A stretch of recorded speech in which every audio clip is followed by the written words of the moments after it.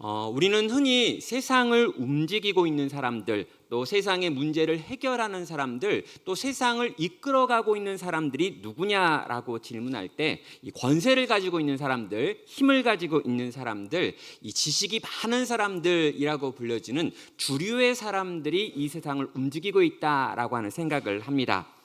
정치적으로는 권력을 가지고 있는 사람들, 돈이 아주 많은 사람들, 사회적 영향력이 크거나 인기가 있는 사람들이 이 세상을 움직이고 있다라고 생각을 하는 거죠. 그리고 대부분의 경우에 그런 건 맞는 것 같습니다. 그런데 동시에요, 신앙과 관련해서도, 이 믿음과 관련된 영역에서도, 하나님 나라와 관련해서도 이렇게 힘있고 능력있고 많은 것들이 이 세상을 움직이고 있는 것 같다라고 하는 생각을 할 때가 있죠. 아주 유명한 목사가 있고 또 큰 교회가 있고 또 어떠한 큰 단체들을 만들면 그런 것들이 이 땅에 있는 교회와 신앙의 영역까지도 움직일 수 있고 하나님 나라도 그런 것들을 통해서 빨리 이 땅 가운데 임한다라는 생각을 우리도 하는 것입니다. 세상과 너무나 비슷하게 우리는 하나님 나라를 생각하고 하나님의 은혜를 생각을 한다라는 거죠.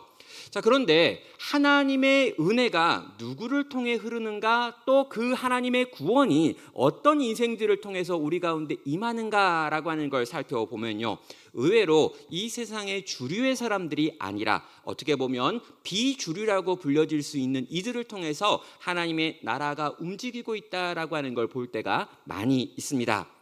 자, 성경을 보면은요, 이런 장면이 수없이 반복이 됩니다. 우리가 모세를 생각해 보면은요, 모세가 이 궁궐에서 화려한 왕자로 있을 때 그가 구원자가 되는 게 아니라 광야에서 양을 치던 목자의 삶을 살고 있을 때 그가 이스라엘의 구원자가 됩니다. 또 다윗을 생각해 보면은요, 다윗이 외적으로 훌륭했는가라고 물어보면 수많은 그의 형제들 가운데 너무나 볼품이 없어서 심지어 그의 아버지마저도 인정하지 않았던 막내가 바로 다윗이었습니다. 그런데 하나님께서는 그 다윗을 들어 이스라엘의 왕을 삼으셨죠. 또 여러분, 예수님을 생각해 봐도요, 이 예루살렘 성전에 있는 제사장들이나 학문적인 권위를 가지고 있는 바리새인들 가운데 그 가문에서 태어나게 하신 것이 아니라 갈릴리의 작은 동네에서 평범한 목수의 아들로 태어나서 하나님의 구원의 이야기를 완성하는 존재가 되었다는 것입니다.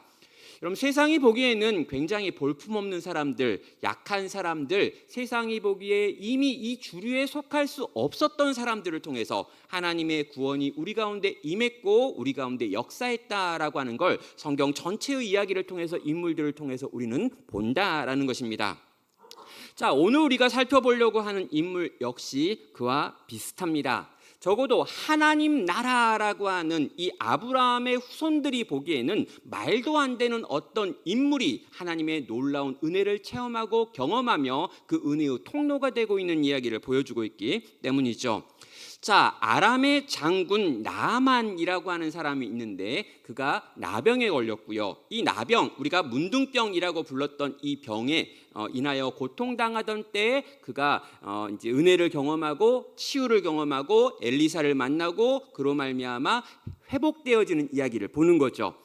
자, 이 아람 장군 나하만의 이야기는요, 어떻게 보면 별로 그렇게 중요하지 않은 이야기 같다라고 하는 생각이 듭니다. 그런데 이 이야기는 대단히 중요한데, 이유는 예수님께서 이 신약에서 인용한 이야기가 바로 이 나하만과 관련된 이야기이기 때문입니다. 누가복음 4장 27절은 이렇게 말하는데요, 또 선지자 엘리사의 때에 이스라엘에 많은 나병 환자가 있었을 때 그 중에 한 사람도 깨끗함을 얻지 못하고 오직 수리아 사람 나아만뿐이었더라라고 하는 말씀을 하고 있습니다. 자, 예수님이 이 말을 하게 된 배경이 있는데요, 예수님이 공생애를 시작하셨습니다. 열심히 곳곳을 돌아다니며 복음을 증거하며 기적을 행하셨습니다. 많은 이들이 예수님을 따르며 예수님이 메시아인가라고 하는 생각을 했습니다. 그때 예수님께서 그 복음을 가지고 그 기적을 통해 가지고 사람들을 건지시는 과정에서 자신의 고향으로 돌아오지요. 그래서 자기의 고향 나사렛에 와가지고 이 복음을 전하는데 사람들의 반응이 너무나 시큰둥합니다. 저가 정말 멋진 말들을 하는데 저 사람은 요셉의 아들 아니냐 라고 이야기하면서 예수 그리스도의 하나님됨을 인정하지 않고 메시아됨을 인정하지 않는 게 바로 고향 사람들의 반응이었죠. 자, 이 고향 사람들의 차가운 반응을 보신 예수님께서 하셨던 말씀이 그 유명한 선지자가 고향에서는 환영을 받는 자가 없느니라 라고 하는 탄식이었죠. 여러분, 예수님께서 사역하셨던 여러 곳이 있는데 그들 중에 가장 반응이 없었던 곳이 자기 고향이었다라고 하는 걸 느끼면서 하신 탄식이었습니다. 자신을 가장 잘 알고 자신이 가장 사랑하는 사람들, 그런데 그 가장 사랑하는 사람들의 반응이 가장 냉랭한 것을 보면서 이와 비슷하던 때가 언젠가 한번 있었는데 그때가 바로 엘리사의 때였다라고 말하고 있는 것입니다. 엘리사를 통해서 하나님이 엄청난 은혜를 쏟아 부어주고 싶었지만 막상 북이스라엘에 있는 이 나병을 가진 사람들은 전혀 그것에 관심이 없었고 나아만이라고 하는 수리아 사람, 아람 사람만 그것에 관심을 갖고 찾아와서 그 은혜를 누렸었다라고 하는 이야기를 하면서 이 갈릴리, 특별히 자기가 살던 나사렛에서 하나님에 대한 마음, 자기에 대한 마음이 없는 걸 보며 탄식했던 내용이 바로 여기 이 나아만 사건에서 보여주는 내용인 것입니다. 자, 여러분, 수많은 나병 환자들이 있었습니다. 그런데 그 많은 나병 환자들 중에 유일하게 나은 사람이 한 명, 이 수리아 사람 나아만이었다라고 하는 건요, 아브라함의 후손들은 하나님의 언약과 은혜에 관심이 없고 아브라함의 후손이 아니었던 정말 하나님 나라의 비주류였던 이 나아만만 얻게 되어지는 큰 구원의 사건이 오늘 지금 우리에게도 의미가 있고 그것이 지금 이 땅의 현실이다라고 하는 말과 연결되는 것입니다. 오늘 이 말씀을 통해서요, 하나님께서는 어떻게 비주류를 통해서 구원하시며 그 구원의 일을 행하시는지를 한번 정리해 보도록 하겠습니다. 자, 오늘 본문의 사건들을 좀 요약할 필요가 있는데요. 왜 그러냐면 이 이야기는 아주 어렸을 때 다 한 번쯤 들었지만 조금은 왜곡된 이야기로 들었을 가능성이 커서입니다. 자, 아람왕의 군대 장관 나아만은 큰 용사였습니다. 전쟁에서 수없이 많은 승리를 거두었고요, 왕의 총애를 받았습니다. 또 백성들도 이 나아만을 존경했죠. 자, 그러나 그에게는요, 자기가 해결할 수 없는 인생의 한계가 있었는데 바로 당시 의학으로는 전혀 치료할 방법이 없었던 나병이 그의 몸에서 진행되고 있었기 때문입니다.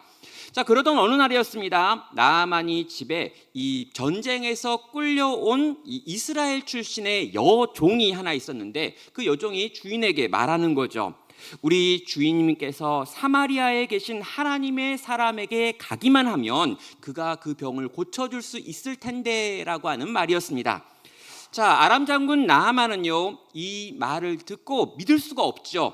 그 집에 있는 포로로 끌려온 여종이 하는 말이고 정말 그 종의 말을 듣고 거기까지 간다는 건 도무지 인정하기 어려운 말입니다. 그런데요, 갑자기 그 말이 믿고 그 말이 들어지고 그 말이 계속해서 마음에 남았습니다. 그리고 뭐라도 해야겠다라고 하는 생각으로 왕에게 허락을 구해가지고 이스라엘에 가게 되죠. 자, 많은 애물과 종들과 군대를 거느리고 북이스라엘에 온 나아만은요, 엘리사 선지자의 집 앞에 서게 됩니다. 엘리사는요, 직접 나와가지고 환영하거나 어떤 기적을 행하는 게 아니라 자기 사환을 보내죠. 사환은 요단강에 가서 7번 씻으라라고 하는 말을 전합니다. 자존심이 상했던 나아만은요, 크게 분노하며 돌아가려고 했는데 옆에 있는 병사들이 그러지 말라, 그냥 한번 해보라 라고 다시 한번 도전을 했고요. 그 말을 듣고 나아만은 마음이 낮아져 가지고 요단강에 가서 7번 씻습니다. 그리고요, 그의 살이 어린아이의 살같이 깨끗하여지는 이 기적을 경험하게 되지요. 이 기적을 경험한 나아만은 곧장 엘리사에게 돌아와 가지고 나는 여호와 하나님만 섬기겠다라고 하는 신앙을 고백을 하고요, 그 뒤에 돌아가서 여호와 하나님을 섬기는 삶을 살게 되어지는 이야기가 오늘 본문의 이야기입니다.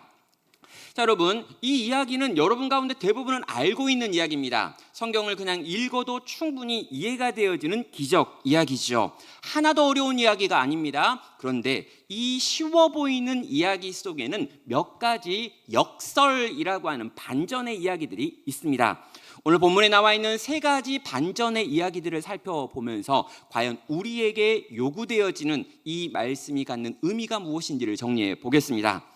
자, 첫 번째로요, 이 구원은 과연 누구를 통해서 임하는가라고 하는 질문을 가지고 한번 본문을 보시면은요, 포로로 끌려온 여종을 통해서 이 구원이 찾아오고 있다는 걸 보게 됩니다. 자, 나아만은요, 아람 사람인데 장군입니다. 그런데 그 앞에 뭐가 붙냐면 큰 사람이다 라고 하는 말이 붙어 있습니다. 이 가돌이라고 하는 표현인데요, 아주 큰 사람, 대범한 사람, 위대한 사람이다 라고 하는 뜻이죠. 그는 왕의 총애를 받고 있습니다. 전쟁을 할 때마다 승리하는 사람이었습니다. 그런데 이 사람은 나쁜 사람이 아니었어요. 왜냐하면 심지어 그 나라 다른 사람들까지 이 장군을 존경하고 존중했다라고 하는 표현을 쓰고 있습니다. 자, 그런 그에게 나병이라고 하는 병이 생겼죠. 어떤 권세가 있어도 돈이 있어도 당시 어떤 기술을 가지고도 치료할 수 없는 불치의 병, 절망의 병이 그에게 생긴 겁니다. 자, 그런데 이런 상황 가운데 있는 그에게 어떤 이의 소리가 들리는데요, 그 소리는 아주 작은 한 소녀에게서 들려옵니다. 북이스라엘의 전쟁의 포로로 끌려와 가지고 이름도 모르는 어떤 작은 여종이 하나 있는데, 어떻게 보면 이 세상에서 가장 밑바닥에 있는 한 작은 목소리인데요, 그 목소리를 통해서 위대한 이야기가 들려지는 거죠. 3절은 말합니다. 우리 주인이 사마리아에 계신 선지자 앞에 계셨으면 좋겠나이다. 그가 그 나병을 고치리이다 라고 하는 말이 그 작은 여자아이의 입에서 나온 말이었습니다. 자, 여러분, 이 말은요 굉장히 놀랍습니다. 왜입니까? 이 아이가요 지금 전쟁에 져가지고 포로로 끌려와서 지금 아람에서 여종 노릇을 하고 있는 아이이기 때문입니다. 여러분, 전쟁이 나서 우리 민족이 졌다, 근데 내가 잡혔다, 내가 포로로 끌려가가지고 누군가의 집에서 종이 되어가지고 지금 섬기고 있게 되어진 이 상황 자체는요, 하나님을 믿기가 되게 어렵습니다. 하나님이 계시다면, 하나님이 살아계신다면, 하나님이 능력이 있다면, 하나님이 우리를 지키고 보호할 권세를 가지고 있는 분이라면 왜 이런 일이 일어났을까라고 원망하고 탄식하는 게 마땅한 상황이 바로 이 작은 여자아이의 상황이라는 거죠. 그런데 이 아이는요, 이 상황 속에서도 하나님을 향한 신뢰를 잃지 않았습니다. 그리고 그는 여전히 이 불치의 병이라고 불려지는 나병이라 할지라도 여호와 하나님은 고칠 수 있다라고 하는 믿음을 고백하고 있습니다. 그리고 자기 주인을 향해 당신이 거기 가기만 한다면 나을 겁니다 라고 하는 믿음의 선포를 하고 있죠. 그리고 여러분, 이 말이 나아만이라고 하는 큰 사람을 움직이고 있습니다. 자, 나아만은요 그 작은 말 하나를 붙들고 움직입니다.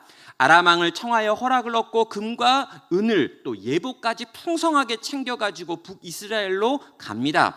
그런데 여러분, 그렇게 가게 되어질 때 이 나아만에게 아람 왕이 편지 하나를 쥐어주는데요, 그 북이스라엘의 왕한테 이 편지를 갖다 줘가지고 도움을 얻으라라고 하는 의미에서 왕이 왕에게 편지를 쓴 거지요. 자, 그 편지의 내용은요, 이러하여 나의 장군을 보내니 엘리사를 만나게 해서 그를 치료하게 해달라라고 하는 내용이었습니다.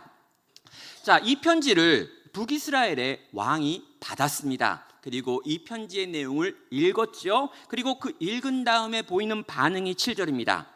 자, 이스라엘 왕이 그 글을 읽고 자기 옷을 찢으며 이르되 내가 사람을 죽이고 살리는 하나님이냐? 그가 어찌하여 사람을 내게로 보내 그의 나병을 고치라 하느냐? 너희는 깊이 생각하고 저 왕이 틈을 타서 나와 더불어 시비하려 한 줄 알라 하니라 라고 반응하고 있습니다. 자, 북이스라엘 왕의 반응이 뭐냐면요, 이 요청서를 받고 이 편지를 읽은 다음에 와, 저 아람의 왕이 우리와 전쟁을 벌일 빌미를 만들기 위하여 고치지 못할 병을 가진 나아만을 보냈구나 라고 반응하고 있는 거예요. 옷을 찢으면서 분노하면서 두려움에 떨고 있는 겁니다. 지금 전쟁을 시작하려고 아람 왕이 나에게 이런 편지와 어려운 숙제를 맡겼다라고 하는 게 바로 이 북이스라엘의 왕이라는 거죠. 역설이 선명해집니다.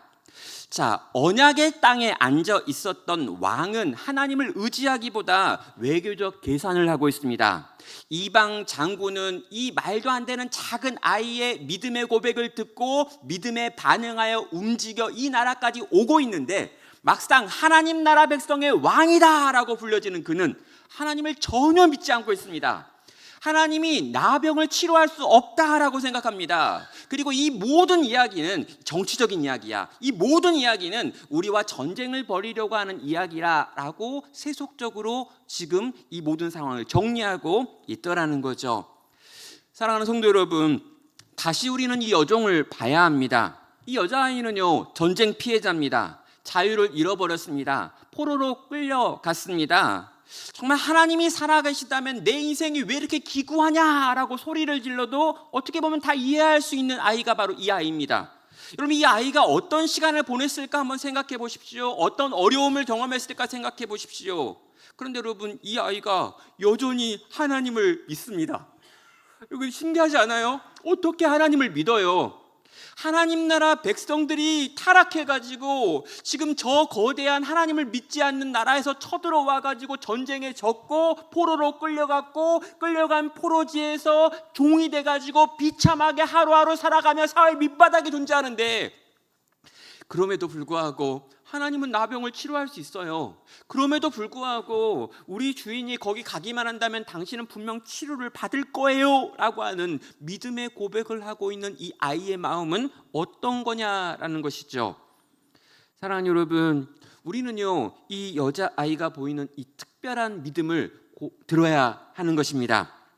만약에 이 여자아이가요, 침묵했다면 오늘 이 구원의 이야기는 쓰여지지 못했을 것입니다. 그리고 이 여자아이의 목소리를 하나님께서 사용하셔서 이 큰 자라고 불렸던 나아만의 인생 가운데 변화를 만들어내지 않았더라면 하나님은 나아만을 통해서 이방인을 향한 구원의 이야기를 우리에게 들려줄 수 없었다라는 것이죠.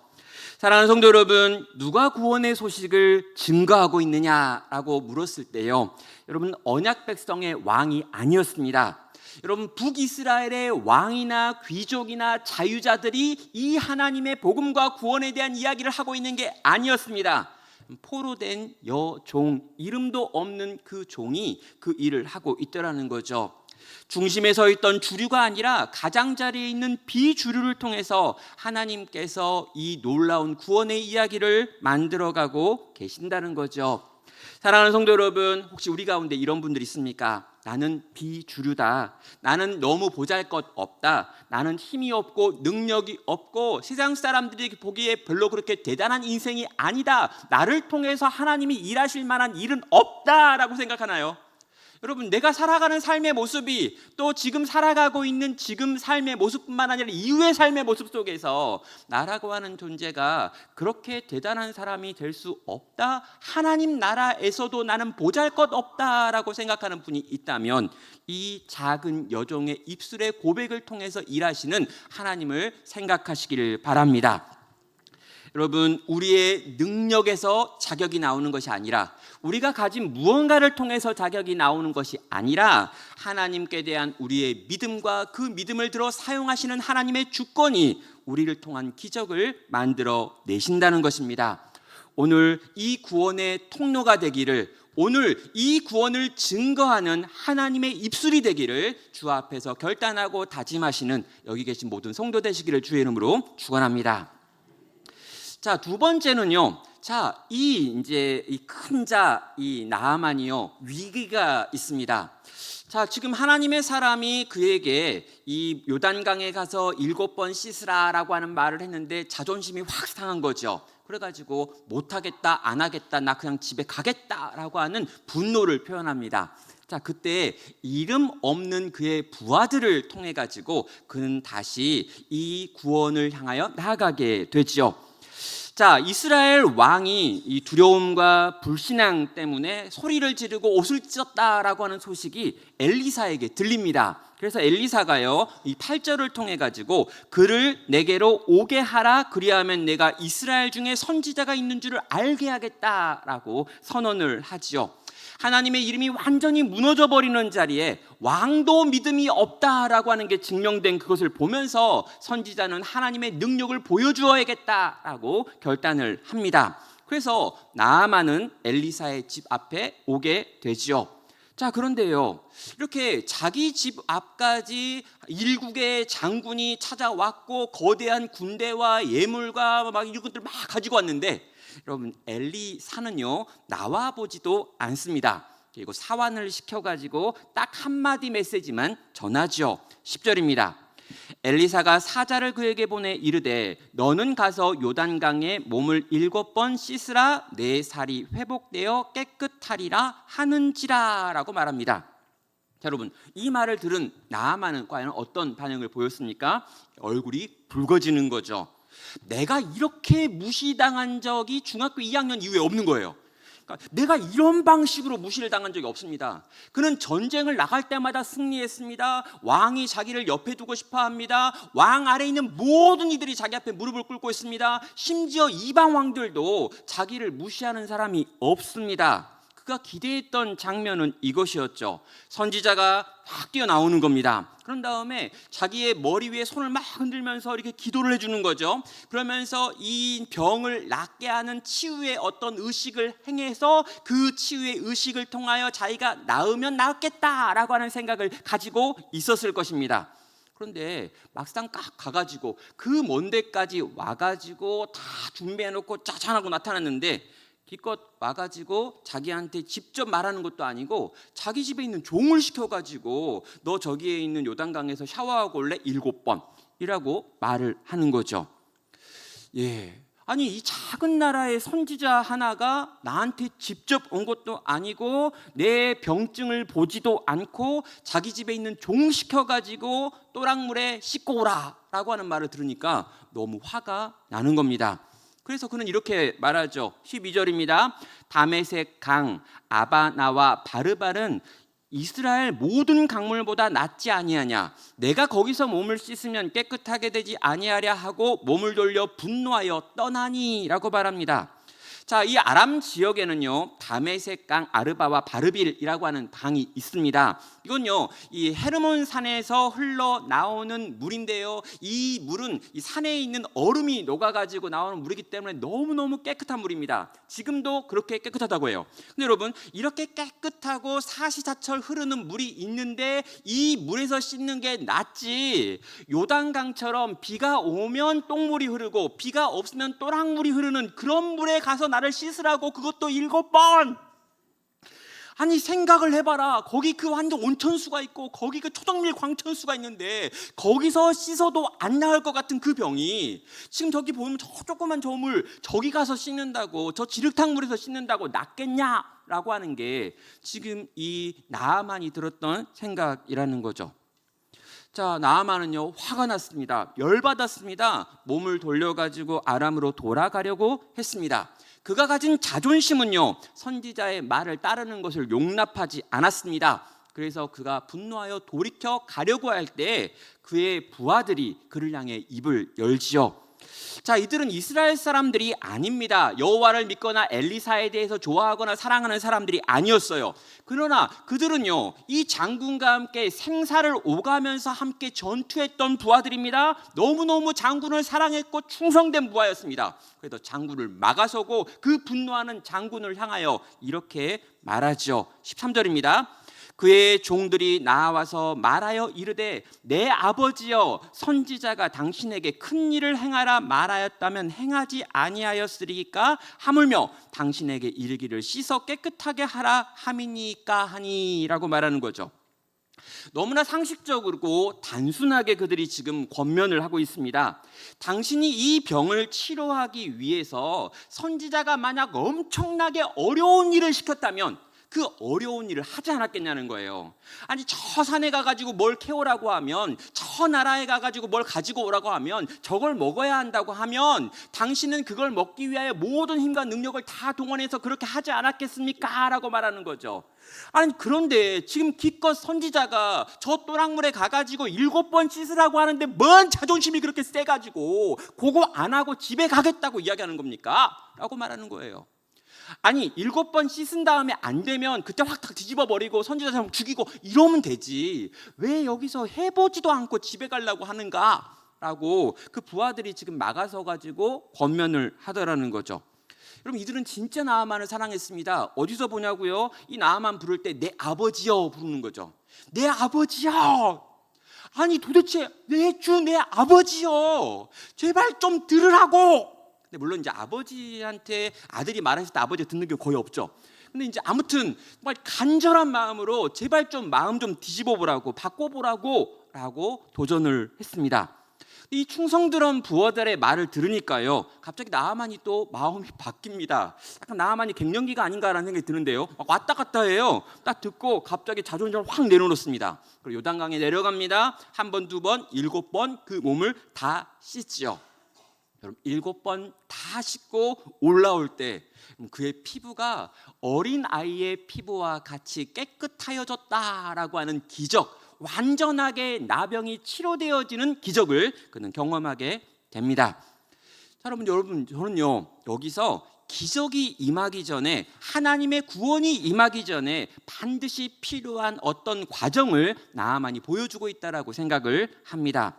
나아만은요 스스로 자기가 큰 자라고 여겼습니다. 나는 장군이다 라고 생각했습니다. 나는 유력한 사람이다 라고 생각했고, 내가 나타나기만 하면 모두가 나를 환대하고 내 앞에 무릎을 꿇어야 한다라는 생각을 가지고 있었습니다. 그런데 여러분, 그런 마음을 가지고 있는 나아만에게는요 하나님의 구원이 임하지 않았습니다. 자, 엘리사는요 요단강에 가서 씻고 와라고 명령을 했습니다. 엘리사가 만약 세상의 눈치를 보는 사람이었다면, 권력자 앞에서 무릎을 꿇는 사람이었다면 엘리사도 이렇게 안 했겠죠. 엘리사도 화려한 퍼포먼스를 준비했을 겁니다. 엘리사도 다 올 때 막 먼저 뛰어가가지고, 아니 그 먼 길을 어떻게 오셨습니까? 참 고생하고 애쓰셨습니다. 내가 당신을 위한 치료의 방법을 준비했고 의식을 준비했습니다. 막 해가지고 막 이렇게 막 짐승들도 막 잡아놓고 막 이렇게 화려한 뭐 이렇게 붙여놓고, 그런 다음에 우리 이제 이스라엘의 선지들 다 모여 막 이런 다음에 다 막 손을 놓고 막 기도하면서 막 축복해가지고 병을 치료하는 이런 퍼포먼스를 했겠죠. 안 되면 어떡합니까? 우리 신이 안 들어주네요. 죄송합니다. 미안합니다. 그러나 우리는 최선을 다했습니다. 이게 이제 이 보편적인 종교 지도자가 하는 행동일 것입니다. 그런데요, 지금 엘리사가 뭘 하고 있는 거냐면, 나 너 만날 생각도 없고 네가 아픈 거 보고 싶은 마음도 없어. 근데 하나님이 나한테 뭘 줬는데, 그건 뭐냐면 너로 하여금 저 요단강에 가가지고 7번 씻고 나오면 그 병을 치료하시는 하나님의 기적이 임할 거야 라고 하는 말을 직접 얼굴을 보는 것도 아니고요, 자기 종을 시켜가지고 그 말을 전달하게 했다라는 것입니다. 자, 여러분, 그래서 이 말 듣고 화가 난 거죠. 왜요? 난 자존심이 세니까. 난 훌륭한 사람이고 대단한 사람이고 위대한 사람인데 날 이렇게 대한다고? 이게 지금 이 나아만이 가지고 있는 마음이었습니다. 그런데요, 그런 그에게는 전혀 구원이 임할 수 없지요. 왜 그렇습니까? 구원이 누구에게 임하는지를 생각하셔야 합니다. 구원은 자기가 대단하다고 생각하는 사람들, 의인이라고 생각하는 사람들, 주리라고 생각하는 사람에게는 임하지 않기 때문입니다. 구원이 누구에게 임합니까? 라고 말하면요, 여기 나와 있는 표현 쓰면 안 되지만 문둥이에게 구원이 임하는 겁니다. 나아만은요 자신의 종들의 이야기를 들었습니다. 그리고 지금 내가 어떤 상태인지 깨닫게 되었습니다. 내가 뭡니까? 나는 나병 환자입니다. 내가 지금 여기 있는 건 장군도 아니고 큰 자도 아니고 능력 있는 자도 아니고 힘 있는 자도 아니라 지금 문둥병에 걸려있고, 이 문둥병 낫고 싶어 여기까지 왔단 말입니다. 이 종들의 말을 들었으니까 갑자기 깨달아지는 거예요. 내가 여기 온 이유가 내 병 때문에 왔지. 난 죽을 병에 걸렸지. 곧 죽겠지. 살 수 있는 유일한 방법은 이 선지자가 하는 말을 듣고 이 선지자가 믿는 여호와가 내게 은혜를 베풀어야 사는 거지.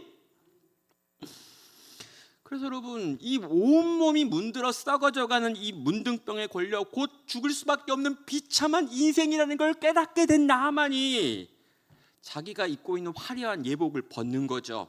얼마나 칭칭감았겠어요. 내 몸에 있는 이 환부, 이 더러운 것, 이 망가지고 있는 몸을 보여주기 싫어가지고 아주 화려한 옷들로 똘똘똘 말고 있던 그 예복을 다 벗습니다.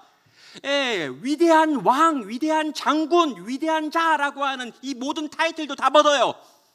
그리고 여러분, 발궈벗고 그 요단강 물에, 그 또랑물에 가가지고 7번 들어와 자기의 몸을 씻는 겁니다. 여러분, 그때 씻으면서 그 뭐라고 말했을까요? 이스라엘의 하나님 여호와여, 날 좀 불쌍히 여기소서, 날 좀 구원하소서. 나는 작은 자입니다. 아무것도 아닙니다. 나는 문둥병에 걸렸고 문둥병자입니다. 나를 치료하실 분은 당신밖에 없네요. 1번, 2번, 3번, 4번, 5번, 6번, 7번. 여러분, 그는 기도하며 그 요단물 가운데 자기를 담궜던 것입니다. 사랑하는 성도 여러분, 하나님의 구원이 누구에게 임합니까? 라고 물어본다면요, 하나님의 말씀을 잘 공부한 사람, 하나님을 잘 이렇게 이해하고 또 하나님을 위하여 많은 업적을 쌓은 사람, 그런 사람에게 하나님의 구원이 임하는 게 아니더라는 거죠. 무엇입니까? 내가 얼마나 하나님 앞에 작은 자인 줄 알고, 아니 내가 죄인인 줄 알고, 아니 내 안에 문둥병이라고 하는 병이 있어가지고 결국 죽을 수밖에 없고 비참해질 수밖에 없고 하나님의 영원한 심판 가운데 던져질 수밖에 없는 존재다라고 하는 걸 알아서 그 지식을 가지고 하나님 앞에 엎드려 하나님의 말씀에 순종하기를 정한 사람, 그들을 통해 하나님의 기적, 하나님의 구원의 역사가 일어난다는 것입니다.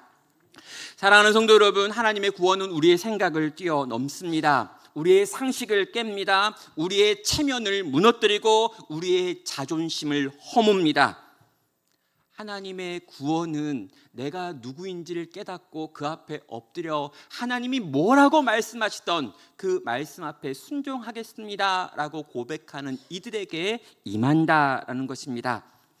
성도 여러분, 오늘 하나님이 내게 주신 말씀이 이해가 되지 않습니까? 그 말씀이 이해가 되지 않고 납득이 되지 않고 그 말씀 앞에 자존심이 상해서 뒤로 미루고 또 미루는 삶을 살고 계십니까? 그렇다면 여러분, 그게 요단강 가일 수 있습니다. 여러분, 요단강 가에서는 절대 하나님의 구원을 경험할 수 없습니다. 요단강 안으로 들어가시길 바랍니다. 여러분이 입고 있는 그 두꺼운 겉옷을 벗으시길 바랍니다. 여러분이 쓰고 있는 그 가면을 벗으시길 바랍니다. 사람이 여러분에게 말하는 그 놀라운 큰 자라고 하는 호칭들을 내려놓으시길 바랍니다. 나는 죄인입니다. 약합니다. 하나님의 구원이 필요합니다 라고 고백하며 요단강에 몸을 담그시는, 그래서 그 하나님의 구원을 경험하게 되어지는 여러분 되시기를 주의 이름으로 축원합니다.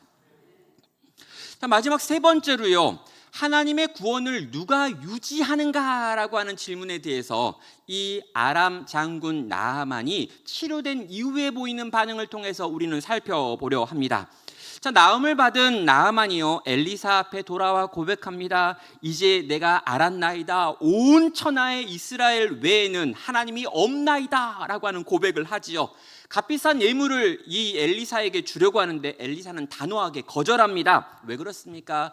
은혜는 어떤 거래가 아니라, 어떤 값이 아니라 하나님의 선물이다 라고 하는 걸 보여주기 위하여 아무런 대가도 요구하지 않고 그를 돌려보내고 있는 거죠.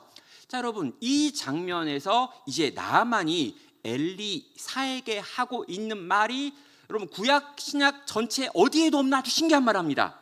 자, 17절입니다. 나아만이 이르되 그러면 청하건대 노새 2마리의 실을 흙을 당신의 종에게 주소서. 이제부터는 종이 번제물과 다른 희생 제사를 여호와 외 다른 신에게는 드리지 아니하고 다만 여호와께 드리겠나이다 라고 하는 말을 합니다. 성경 어디에도 안 나와요. 앞에도 없고 뒤에도 없고 앞으로도 없을 겁니다. 나아만이 뭘 이야기하냐면요, 지금 자기가 데리고 온 노새가 있는데 노새 2마리가 가지고 갈 만한 흙을 좀 담아갈 수 있게 해달라라고 하는 요청을 하는 거죠.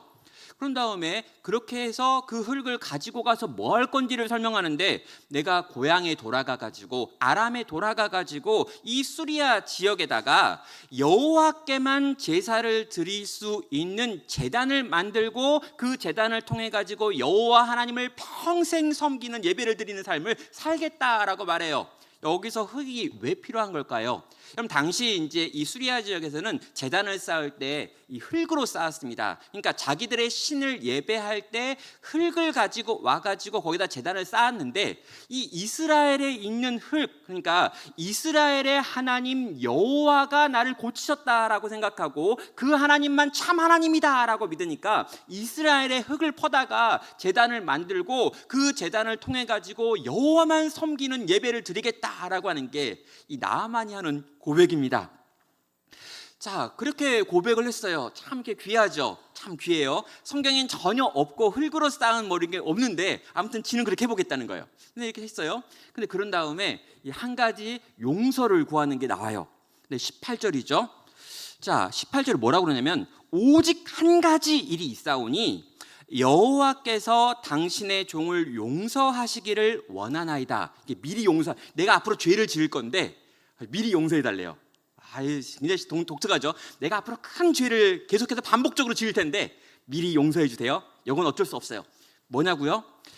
곧 내 주인께서 림몬의 신당에 들어가 거기서 경배하며 그가 내 손을 의지하심에 내가 림몬의 신당에서 몸을 굽히 오니, 내가 림몬의 신당에 몸을 굽힐 때에 여호와께서 이 일에 대하여 당신의 종을 용서하시기를 원하나이다 하니라고 하는 말을 하죠.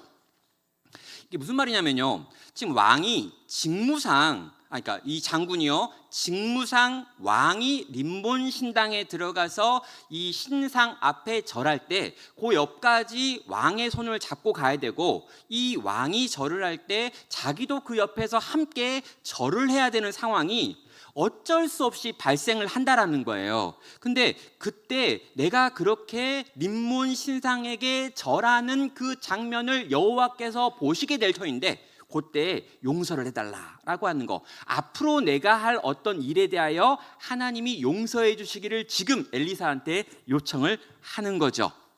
자, 그런데요, 요 말을 들은 엘리사의 반응은요, 19절에서 평안히 가라라고 말하고 있습니다.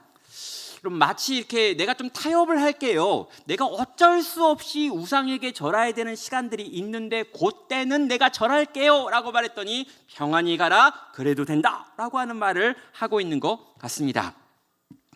그럼 이 부분만 보고요, 이제 어떤 분들은 또 그래요. 나만의 신앙이 이거 배가 없네 이렇게 이야기합니다. 나만이 똑바로 된 신앙을 가졌으면 왕이 손을 잡고 림몬 신당에 들어갔다 손을 확 쳐버리고 왕이 딱 엎드려서 혼자 딱 서가지고 다니엘의 세 친구들처럼 막 불이 막 들어오고 막 해가지고 막 그리 아니하실지라도 나는 막 하겠다 이렇게 해야 되는데, 그 앞에서 고개를 숙이다니, 하나님이 그의 문둥병을 치료해 줬는데 그따위로 반응하다니 라고 반응하시는 분들이 있어요. 이 이제 나만의 신앙이 너무 어렸다 이런 거죠. 그리고 또 막 욕합니다. 뭐라고요? 이 엘리사가 또 이거 이상하다. 엘리사가 참 여호와의 이 선지자였으면 이런 이야기 듣고 이걸 평안히 가라라고 말 안 하며 않고, 네가 만약 그렇게 되면 문둥병이 2배로 걸릴 것이다 막 저주를 해가지고 절대로 이 림몬 신 앞에 절하지 못하게 해야지, 여기서 허용하는 게 도대체 뭐냐? 이렇게 이제 해야 된다 라고 주장하시는 분을 제가 본 적이 있어요.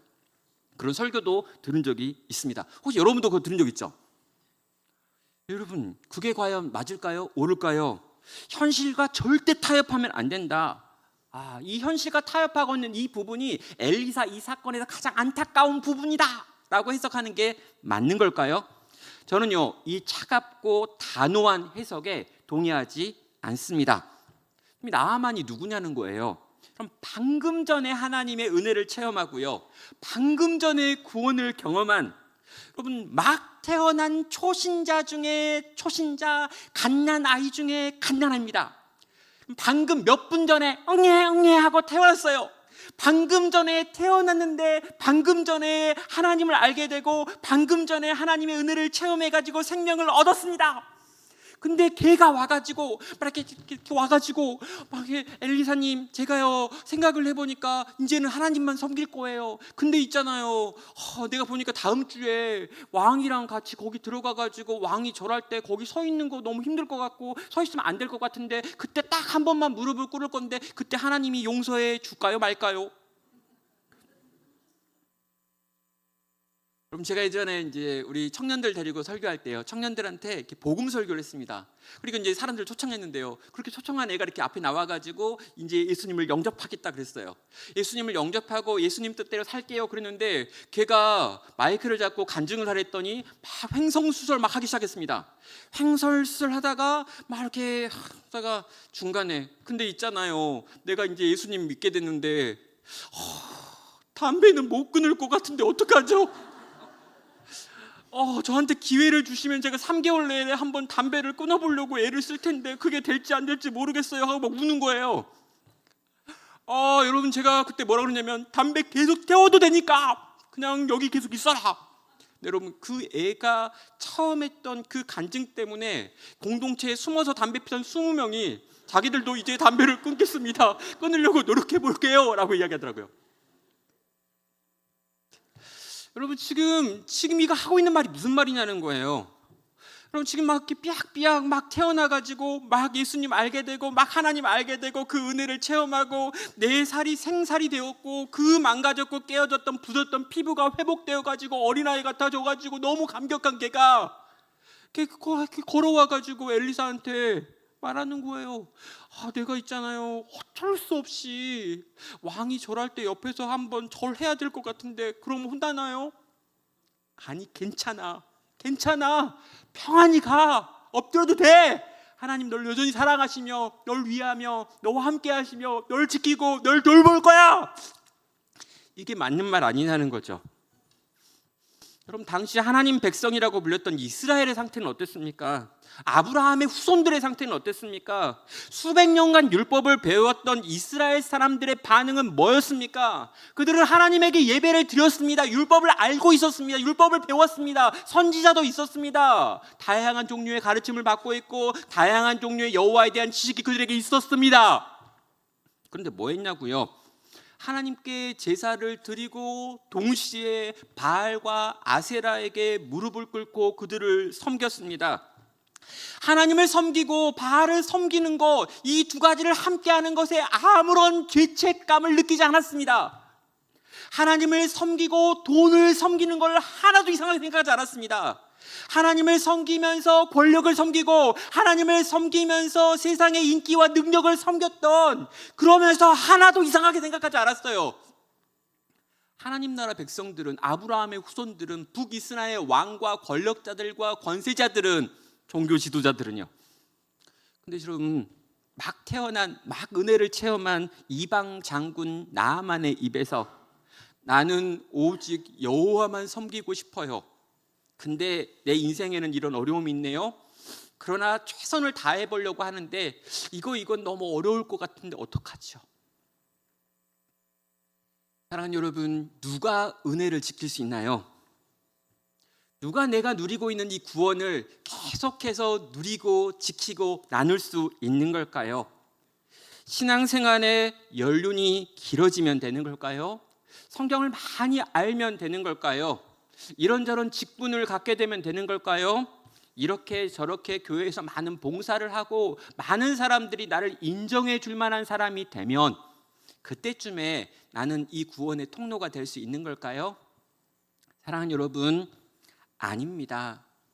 누가 그렇습니까? 오직 나는 하나님만 섬기고 싶어요.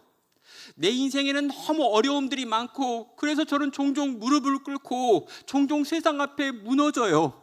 근데 여러분, 그때마다 내게 은혜를 베풀어 주시고 그때마다 나를 용서해 주시고 그때마다 나를 다시 일으켜 세우셔서 나로 끝까지 이 길을 걸어갈 수 있도록 제발 좀 도와주세요 라고 하는 어린아이 같은 마음을 품고 하나님 앞에 선 그가 하나님의 구원을 누리고 그 구원을 나누는 통로가 될 수 있는 것입니다. 사랑하는 성도 여러분, 이제 말씀을 마무리해야 합니다. 나아만의 이야기는요, 한 사람의 병이 고쳐지는 사건 정도로 끝나지 않습니다. 하나님의 은혜가 어떻게 흘러오는지, 또 하나님의 은혜가 어떻게 열매 맺는지, 그리고 하나님의 은혜가 어떻게 또 흘러가는지를 보여주는 이야기죠. 세상에 힘 있는 주류, 그들을 통하여 움직여지는 게 아니라 아무도 인정하지 않고 아무도 바라봐주지 않는 비주류들의 삶을 통하여, 무명의 사람들을 통하여, 언약 밖에 있는 사람들을 통하여 당신의 구원의 역사가 흐르고 또 흐르는 것들을 보게 되는 것입니다. 여러분, 한번 이 장면 마음속에 한번 그려 보십시오. 전쟁의 승리로 수많은 이들의 주목을 받고 있는 나아만입니다. 그런데 그의 속은 나병으로 인하여 썩어가고 있었습니다. 그 나병으로 인하여 썩어가고 있었던 몸을 가진 나아만이 7번 요단강에 자기의 몸을 던지면서 낮아지고 또 더 낮아졌습니다. 그리고 정말 울면서 마지막 7번째 물에 들어갔어요. 근데 여러분, 7번째 고개를 들고 물 위에서 나오는데 방금 전까지 갈라지고 찢어지고 병들고 부서지고 완전히 망가져 죽어져 가고 있던 피부가 어린 아이의 3살처럼 변화되어 있는 걸 경험하는 겁니다. 그리고 그 앞에서 춤추고 기뻐하고 감격하고 감사해서 내가 여호와만 섬기겠습니다. 내가 여호와를 사랑하겠습니다. 여호와의 뜻대로 오늘을 살겠습니다. 여기 계신 우리 모든 나눔교회 성도님들이 이 은혜를 경험하고 누리시기를 축원합니다. 이 구원을 맛보시길 바랍니다. 이 구원의 감격을 품으시길 바랍니다. 이 구원의 놀라운 이야기를 드러내고 증거하고 나누는 구원의 통로가 되시기를 주님의 이름으로 축원합니다.